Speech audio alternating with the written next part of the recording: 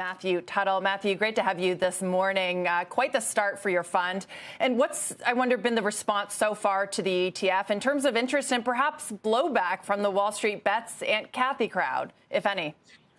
Yeah, so, I mean, the interest has been extremely mixed. You know, obviously, ARK has a lot of raving fans.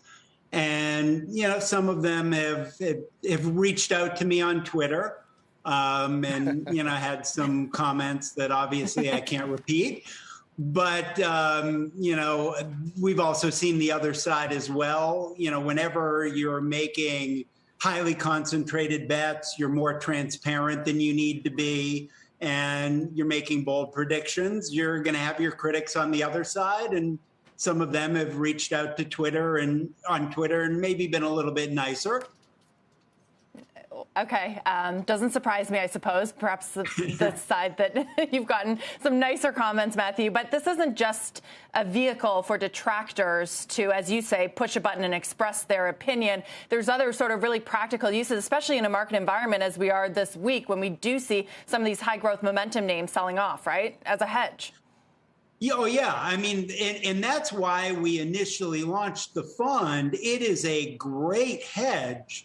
I mean, you see what's kind of happened this month, and you sit back and you think, well, you know, the S&P and the NASDAQ must be down, and they're not. And so, you know, anyone who might be using an inverse S&P or an inverse NASDAQ ETF to try to hedge is going to be really disappointed. This, in our mind, is a much better hedge. These high multiple names, when the market sells off, they go down a lot more. So that's really the biggest use here. Matthew, I wonder, I mean, I know you said sort of the response has been mixed, but for those who are interested in the product, is it because they doubt sort of the long-term innovation dynamic she's discussing? Or maybe they believe it, but they feel that these short-term inflationary effects are going to more than offset it? I think it's all of the above. I mean, you've certainly got the critics who this gives them an easy package to express a view. But then you've also got people who are looking at the environment. You know, we're in a rising interest rate environment. You cannot argue, I don't think, that inflation's transitory anymore, which means that interest rates could rise quicker than we think. And we know these types of companies don't do well. You know, we're also staring at, you know, what could be a correction that's long overdue, and something like this will do a whole lot better than the other hedges out there.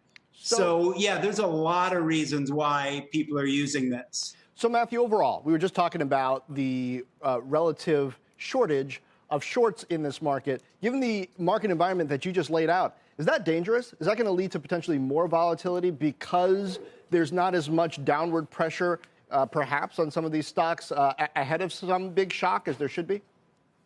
I mean, it definitely could become a self-fulfilling prophecy. Yeah, and these stocks in and of themselves are already volatile enough. I mean, you know, look at Zoom Video yesterday. You know, look at Zillow last week. You know, they don't need any more rocket fuel to be volatile. But, yeah, that could definitely be the case.